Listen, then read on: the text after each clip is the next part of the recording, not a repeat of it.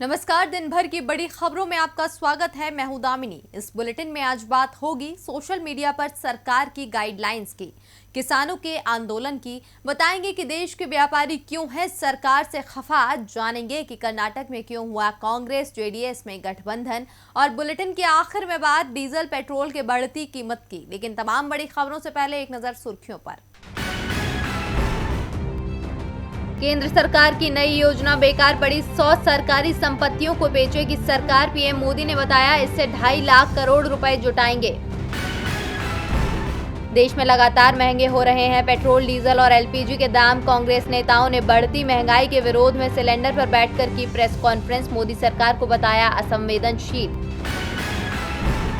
PM Modi के बयान पर राहुल गांधी का ट्वीट, कहा मछुआरों को मत्स्य पालन के लिए एक स्वतंत्र और समर्पित मंत्रालय की आवश्यकता है, न कि केवल एक मंत्रालय के भीतर एक विभाग। और बढ़त के साथ बंद हुआ शेयर बाजार, सेंसेक्स 257 अंकों की बढ़त के साथ 51,039 के स्तर पर हुआ बंद। निफ्टी 115 अंकों के साथ 15,097 के स्तर पर हुआ बंद। सुर्खियों के बाद बात आज की बड़ी खबर की। पिछले कुछ समय से भारत सरकार और सोशल मीडिया के बीच ठन गई है। किसान आंदोलन के समर्थन में जिस तरह से ट्विटर पर आवाज उठने लगी थी, उसके बाद सरकार ने कई ट्विटर अकाउंट्स को प्रतिबंधित करने का निर्देश दिया था। लेकिन अब सोशल मीडिया और ओटीटी प्लेटफॉर्म्स के लिए भारत सरकार ने नई गाइडलाइंस जारी की है। तो क्या है सरकार की नई गाइडलाइंस, देखिए इस रिपोर्ट में। स्वास्थ्य मुसीबत के बाद से ही हर किसी का सहारा सोशल मीडिया और ओटीटी प्लेटफॉर्म रहा है। लोग मन की बात कहने के लिए सोशल मीडिया का सहारा लेते हैं, लेकिन कुछ समय से सोशल मीडिया पर अफवाह और फेक न्यूज फैलाने का आरोप लगने लगा है और इसी तरह से ओटीटी प्लेटफॉर्म पर भी कंटेंट को लेकर सवाल खड़े किए गए हैं, जिसके बाद अब भारत सरकार ने सोशल मीडिया कंपनियों को काबू में रखने के लिए नए नियम जारी किए हैं। नई गाइडलाइंस के मुताबिक सोशल मीडिया प्लेटफॉर्म को किसी भी आपत्तिजनक कंटेंट की शिकायत होने पर उसे हटाना होगा। डिजिटल मीडिया को इलेक्ट्रॉनिक मीडिया की तरह ही सेल्फ रेगुलेशन करना होगा। सरकार के हस्तक्षेप के बिना ही सोशल मीडिया प्लेटफॉर्म को यूजर्स का वेरिफिकेशन कराना होगा। इतना ही नहीं, सोशल मीडिया प्लेटफॉर्म को अफसरों की तैनाती करनी होगी। किसी भी आपत्तिजनक कंटेंट को 24 घंटे में हटाना होगा। वहीं प्लेटफॉर्म्स को भारत में अपने nodal officers, resident grievance officers की तैनाती करनी होगी। इसके अलावा हर महीने कितनी शिकायतों पर एक्शन हुआ, इसकी जानकारी भी देनी होगी। वहीं अफवाह फैलाने वाला पहला व्यक्ति कौन है, उसकी जानकारी भी देना जरूरी होगा। इसमें भारत की संप्रभुता, विदेशी संबंध, दुर्व्यवहार जैसे अहम मसलों को शामिल किया गया है।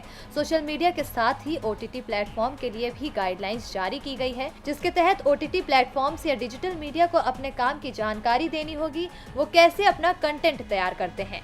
इसके बाद सभी को सेल्फ रेगुलेशन को लागू करना होगा। इसके लिए एक बॉडी बनाई जाएगी, जिसे सुप्रीम कोर्ट के रिटायर्ड जज या कोई अन्य व्यक्ति हेड करेंगे। इलेक्ट्रॉनिक मीडिया की तरह ही डिजिटल प्लेटफॉर्म को भी गलती पर माफी प्रसारित करनी होगी।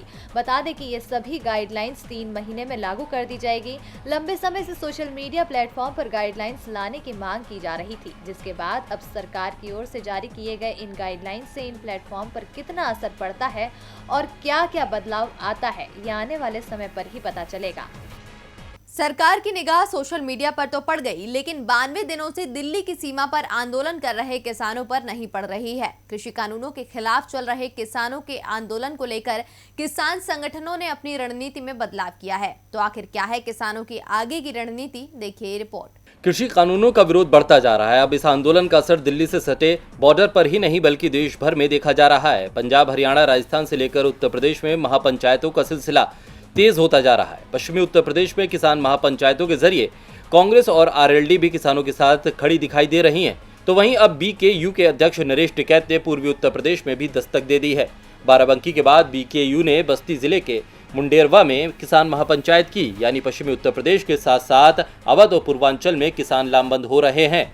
दूसरी तरफ राजस्थान में राकेश टिकैत और अन्य किसान नेताओं ने महापंचायत की। वहीं अब सिंघू बॉर्डर पर संयुक्त किसान मोर्चा ने दूध के दाम बढ़ाने का ऐलान किया, यानी अब 50 रुपए प्रति लीटर बिकने वाले दूध की कीमत 100 रुपए प्रति लीटर होगी। किसानों का कहना है कि सरकार डीजल के दाम पर नियंत्रण नहीं कर रही है, लिहाजा किसानों ने दूध के दाम को बढ़ाने का फैसला किया है। किसानों के इस निर्णय से साफ है कि न सिर्फ 3 कृषि कानून बल्कि खेती और किसानों को प्रभावित करने वाले अन्य मुद्दों पर भी किसान सरकार को घेरने का मौका नहीं छोड़ना चाहते। उधर केंद्रीय मंत्री नरेंद्र सिंह तोमर ने एक बार फिर किसानों से बातचीत करने की बात दोहराई। कृषि मंत्री ने कहा है कि हमने किसानों से 12 दौर की बातचीत की। किसानों को कई संशोधन और कृषि कानूनों को 1.5 साल के लिए स्थगित करने का प्रस्ताव दिया, लेकिन किसानों ने प्रस्ताव पर कोई जवाब नहीं दिया है। किसान जब भी सरकार के प्रस्ताव पर अपना मत लेकर आएंगे तो हम बातचीत के लिए तैयार हैं। सरकार का ये बातचीत का प्रस्ताव कोई नया नहीं है, लेकिन अब तक बातचीत का माहौल बनता नहीं दिख रहा है, लिहाजा किसान आंदोलन को रफ्तार देने की रणनीति पर काम कर रहे हैं। मोदी सरकार का दावा है कि कृषि कानून किसानों के हक में है, लेकिन किसान इसे उद्योगपतियों के हक वाला कानून बता रहे हैं। सरकार ने जब 2017 में जीएसटी व्यवस्था देश में लागू की थी, उस समय भी दावा किया गया था कि ये व्यापारी, उद्योगपतियों और आम जनता के हक में है, लेकिन जीएसटी से फायदे से अधिक समस्याएं देखने को मिली हैं और अब इसे लेकर कैट ने बड़ी मांग की है। देखिए ये रिपोर्ट। मोदी सरकार की मुश्किलें कम होने का नाम नहीं ले रही हैं। एक तरफ कृषि कानूनों को लेकर किसान देश भर में प्रदर्शन कर रहे हैं, तो दूसरी ओर अब confederation of all India traders भी सरकार की मुश्किलें बढ़ाएगा। केंद्र सरकार ने जब से वस्तु एवं सेवा कर यानी जीएसटी को लागू किया है, तब से ही ये विवादों में है। जीएसटी की खामियों को लेकर केंद्र सरकार को विपक्ष और व्यापार से जुड़े लोगों के विरोध का सामना करना पड़ रहा है। जीएसटी को लेकर सबसे ज्यादा मुखर कांग्रेस के सांसद राहुल गांधी रहे हैं। उन्होंने इसे गब्बर सिंह टैक्स करार दिया है। अब इसे लेकर व्यापारियों के संगठन confederation of all India traders यानी कैट ने सरकार से मांग की है कि जीएसटी के प्रावधानों की समीक्षा की जाए और कर संबंधी नियमों को सरल बनाया जाए। आपको बता दें कि confederation of all India traders ने जीएसटी नियमों में हाल ही में किए गए कुछ संशोधन तथा ई कॉमर्स व्यापार में विदेशी कंपनियों की कुटिल मनमानी को रोकने के लिए केंद्र सरकार से एफडीआई नीति में नए प्रेस नोट जारी करने की मांग की थी, जिसे लेकर कैट ने सरकार को पहले ही चेतावनी दी थी कि अगर उनकी मांगों पर सरकार ध्यान नहीं देगी तो 26 फरवरी को देश भर के व्यापारी भारत व्यापार बंद में शामिल होकर अपना कारोबार बंद रखेंगे। कैट के समर्थन में देश के 1 करोड़ ट्रांसपोर्टर्स के शीर्ष संगठन all India transport welfare association के आह्वान पर सभी ट्रांसपोर्ट कंपनियां कल यानी 26 फरवरी को बंद रहेंगी। ट्रांसपोर्ट का चक्का जाम रहेगा। इसके अलावा लघु उद्योग, हॉकर्स, महिला उद्यमी, स्वयं उद्यमियों और व्यापार से जुड़े अन्य क्षेत्रों के राष्ट्रीय और राज्य स्तरीय संगठनों ने भी व्यापार बंद को अपना समर्थन दिया है।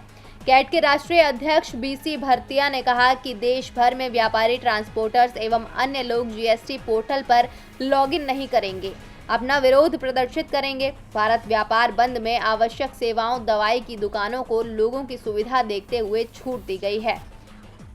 किसान हो या व्यापारी, सभी मुश्किल में है। मुश्किल तो कर्नाटक में बीजेपी के सामने भी है, क्योंकि यहां जेडीएस और कांग्रेस फिर पास आते दिख रहे हैं। कांग्रेस जेडीएस गठबंधन का नुकसान भी बीजेपी को होता दिखने लगा है, क्योंकि बीजेपी जहां अपनी जीत निश्चित मान रही थी, कांग्रेस जेडीएस ने मिलकर उसे हार में बदल दिया। तो कहां मिली बीजेपी को हार, देखिए ये रिपोर्ट। कर्नाटक में कांग्रेस और जेडीएस फिर साथ आते दिख रहे हैं। वैसे अभी औपचारिक रूप से गठबंधन का ऐलान तो नहीं हुआ है, लेकिन पहले जैसी तल्खी दोनों दलों में नहीं दिख रही है। इसका नजारा मैसूर नगर निगम के चुनाव में दिखाई दिया। 65 सदस्यों वाले मैसूर नगर निगम में मेयर और डिप्टी मेयर का चुनाव था। जीत के लिए 33 वोटों की जरूरत थी। निगम की दलगत स्थिति को देखें तो बीजेपी के पास सबसे ज्यादा 22 सदस्य हैं, जबकि कांग्रेस के 19 और जेडीएस के 18 सदस्य हैं। 5 सदस्य निर्दलीय हैं। अधिकांश निर्दलीय बीजेपी खेमे में माने जा रहे थे, लेकिन जीत का आंकड़ा पूरा न होने पर बीजेपी की ओर से जेडीएस को डिप्टी मेयर का पद ऑफर किया गया था, लेकिन जेडीएस ने बीजेपी के प्रस्ताव को न मानते हुए मेयर की सीट के लिए अपना उम्मीदवार उतार दिया। बाद में जेडीएस ने कांग्रेस के साथ गठबंधन का ऐलान कर दिया। कांग्रेस और जेडीएस के इस गठबंधन ने मैसूर निगम के समीकरण पूरी तरह से बदल दिए और आसानी से मेयर और डिप्टी मेयर की सीट पर कब्जा कर दिया। चुनावों में जेडीएस की रुक्मिनी एम गौड़ा को मैसूर नगर निगम का मेयर चुन लिया गया, जबकि कांग्रेस के अनवार बेग डिप्टी मेयर चुने गए हैं। बीजेपी मैसूर में जीती बाजी हार गई। कांग्रेस और जेडीएस की जोड़ी उस पर भारी पड़ गई। राजस्थान में भी बीजेपी मुश्किल में है। पार्टी के अंदर की गुटबाजी उस पर भारी पड़ती दिख रही है। वसुंधरा तो पहले से ही नाराज थी और अब विधानसभा में नेता विपक्ष गुलाब चंद कटारिया भी नाराज हो गए हैं। तो क्यों नाराज हैं कटारिया, देखिए ये रिपोर्ट। राजस्थान बीजेपी अंतर्कलह से जूझ रही है। विपक्ष के तौर पर बीजेपी 2 गुटों में बटी नजर आ रही है। यही वजह है कि जब सचिन पायलट कांग्रेस सरकार के खिलाफ बागी रुख अपनाए हुए थे और उस समय सरकार गिरने के कागार पर थी, लेकिन पार्टी में जारी गुटबाजी के कारण बीजेपी कोई कदम नहीं उठा पाई और न ही विधायकों को लामबंद कर पाई। दरअसल पूर्व मुख्यमंत्री वसुंधरा राजे सिंधिया और उनके समर्थक विधायक प्रदेश नेतृत्व से नाराज हैं। वसुंधरा गुट के विधायकों ने प्रदेश अध्यक्ष पर भेदभाव का आरोप लगाया। इसका नजारा बीजेपी दफ्तर में भी देखने को मिला। जब कोर ग्रुप की बैठक में देर से पहुंची वसुंधरा बैठक के बाद दफ्तर से निकली, तब राज्य समर्थकों ने उनका जोरदार स्वागत किया और केसरिया से हरा हरा राजस्थान में वसुंधरा और वसुंधरा राजे जिंदाबाद नारे लगाए गए। बीजेपी नेताओं का विवाद दिल्ली तक पहुंच गया। यही वजह थी कि बीजेपी के राज्य प्रभारी अरुण सिंह राजस्थान पहुंचे थे। उन्होंने वसुंधरा गुट के विधायकों के साथ बैठक भी की। लगा कि मामला सुलझ गया है, लेकिन एक बार फिर से विवाद हो गया। अब नेता प्रतिपक्ष गुलाब चंद कटारिया ने इस्तीफा देने की बात तक कह डाली। दरअसल विधानसभा में विधायक दल की बैठक में वसुंधरा राजे के समर्थक माने जाने वाले कैलाश मेघवाल ने नेता प्रतिपक्ष गुलाब चंद कटारिया पर पक्षपात का आरोप लगा दिया। उन्होंने कहा कि नेता प्रतिपक्ष मनमाने तरीके से लोगों को विधानसभा में बोलने के लिए चुनते हैं। कैलाश मेघवाल ने कटारिया पर आरोप लगाते हुए कहा कि वो दो पद संभाल रहे हैं। आखिरकार बीजेपी विधानसभा में अपना सचेतक क्यों नहीं बना रही? मेघवाल के आरोपों से नाराज गुलाब चंद कटारिया ने कहा कि मुझे पद का कोई मोह नहीं है। जिसने ये जिम्मेदारी दी है उससे कहलवा दो, 2 मिनट में इस्तीफा दे दूंगा। ये देखना दिलचस्प होगा कि बीजेपी की ये गुटबाजी किस मोड़ पर जाकर खत्म होगी। जहां राजस्थान में बीजेपी सत्ता में न रहने के बाद भी परेशान है, तो वहीं बिहार में बीजेपी के लिए लोजपा गले की फांस बनती जा रही है। पिछले साल हुए बिहार विधानसभा चुनाव के बाद से जेडीयू और लोजपा की दूरियां बढ़ती जा रही हैं। जेडीयू तो बीजेपी पर लोजपा को एनडीए से बाहर करने का दबाव भी बना रही है, लेकिन बीजेपी के लिए ना तो लोजपा को छोड़ते बन रहा है, ना उसके लिए जेडीयू से बात करते बन रहा है। तो क्या बिहार में टूट जाएगा एनडीए? देखिए इस रिपोर्ट में। कबीर ने कहा था कि चलती चक्की देख के दिया कबीरा रोए, दो पाटन के बीच में सबूत बचा ना कोई। बिहार में मौजूदा समय में बीजेपी का भी कुछ यही हाल है। बिहार में सहयोगी जेडीयू और एलजेपी के बीच तालमेल बैठाना बीजेपी के लिए सिरदर्द बनता जा रहा है। पिछले साल हुए विधानसभा चुनाव में एनडीए की जीत के बाद बिहार में नीतीश कुमार के नेतृत्व में एनडीए की सरकार बनी, लेकिन इसके बाद जेडीयू और एलजेपी में घमासान मचा हुआ है। एलजेपी के अध्यक्ष चिराग पासवान नीतीश कुमार पर लगातार निशाना साध रहे हैं। वहीं कानून व्यवस्था को लेकर नीतीश कुमार पर सवाल उठ रहे हैं, तो कभी सरकार पर भ्रष्टाचार के आरोप लगा रहे हैं। चिराग ने मुख्यमंत्री पर अपने संसदीय क्षेत्र जमुई में एक मेडिकल कॉलेज के निर्माण में अड़चने पैदा करने का आरोप लगाया। राज्य में भारतीय जनता पार्टी के साथ सरकार चला रही जेडीयू अब तक इस बात से उबर नहीं पाई है। जेडीयू का मानना है कि उसे एलजेपी के कारण ही विधानसभा चुनाव में 25 से 30 सीटों को नुकसान उठाना पड़ा। नीतीश कुमार ने साफ कहा कि बिहार में एलजेपी एनडीए का हिस्सा नहीं है, लेकिन बीजेपी की ओर से अभी तक ये नहीं कहा गया कि चिराग पासवान की पार्टी गठबंधन का हिस्सा नहीं है। चुनाव के दौरान ये चर्चा आम थी कि चिराग ने बिहार में नीतीश को कमजोर करने के लिए बीजेपी के साथ पर्दे के पीछे एक समझौता किया था, जिसे लेकर बीजेपी को बाद में सफाई देनी पड़ी थी। खैर, बिहार में ऐसा लग रहा है कि बीजेपी ने तटस्थ रहने का रास्ता चुना है। उसे इंतजार है कि उनके दोनों सहयोगी दलों के बीच अदावत कब खत्म होगी। ये बात और है कि जेडीयू और एलजेपी में फिलहाल कोई जल्दी सुलह का मूड नहीं दिख रहा है। देखना दिलचस्प होगा कि बिहार में एनडीए बना रहता है या एनडीए में टूट होगी। और बुलेटिन के आखिर में बात बढ़ते पेट्रोल की कीमत की। देश में लगातार बढ़ रही महंगाई ने जनता की मुश्किलें बढ़ा रखी हैं। तेजी से बढ़ती महंगाई के खिलाफ देश में जगह जगह विरोध प्रदर्शन भी किए जा रहे हैं, जिसके बाद जनता को उम्मीदें थी कि सरकार उनकी परेशानी समझकर कुछ राहत की खबर लाएगी। लेकिन अब एक ऐसी खबर आ गई है जिसने जनता की उम्मीदों पर पानी फेर दिया है। तो पेट्रोल डीजल के इन महंगे दामों को लेकर क्या है ताजा खबर, आइए दिखाते हैं इस रिपोर्ट में। पिछले कई दिनों से पेट्रोल डीजल की बढ़ती कीमतों ने जनता की नींद उड़ा रखी है। राजस्थान और मध्य प्रदेश के कुछ शहरों में पेट्रोल की कीमत 100 रुपए प्रति लीटर पहुंच गई। बुधवार को ब्रेंट क्रूड की कीमत $65 प्रति बैरल के पार पहुंच गई, जबकि मंगलवार को भारत में क्रूड परचेज कॉस्ट बढ़कर $63.93 हो गई। लेकिन अब अमेरिका में 3 बैंक गोल्डमैन, मॉर्गन स्टैनली और बैंक ऑफ अमेरिका के अनुमान के मुताबिक कच्चे तेल की कीमतों में अब कमी नहीं आएगी, बल्कि दाम में बढ़ोतरी ही होगी। अनुमान यह है कि कच्चे तेल की कीमत जल्द ही $75 प्रति बैरल तक पहुंच सकती है। आपको बता दें कि अमूमन भारतीय रिफाइनरीज ब्रेंट की कीमत से $2-3 कम कीमत पर कच्चा तेल खरीदती हैं। अगर कच्चा तेल $70 प्रति बैरल पहुंचता है तो भारतीय रिफाइनरीज को यह करीब $68 पर मिलेगा। अगर कच्चे तेल की कीमत में $1 का इजाफा होता है तो दिल्ली में पेट्रोल 55 पैसे प्रति लीटर और डीजल 60 पैसे प्रति लीटर बढ़ जाता है। ऐसे में कच्चे तेल की कीमत $70 प्रति बैरल पहुंचती है तो दिल्ली में पेट्रोल ₹3.30 प्रति लीटर महंगा हो जाएगा और इसी तरह डीजल की कीमत में भी ₹3.60 प्रति लीटर की बढ़ोतरी होगी। महाराष्ट्र, राजस्थान और मध्य प्रदेश जैसे राज्यों में कीमत ज्यादा बढ़ेगी क्योंकि वहां वैट और सेस अधिक है।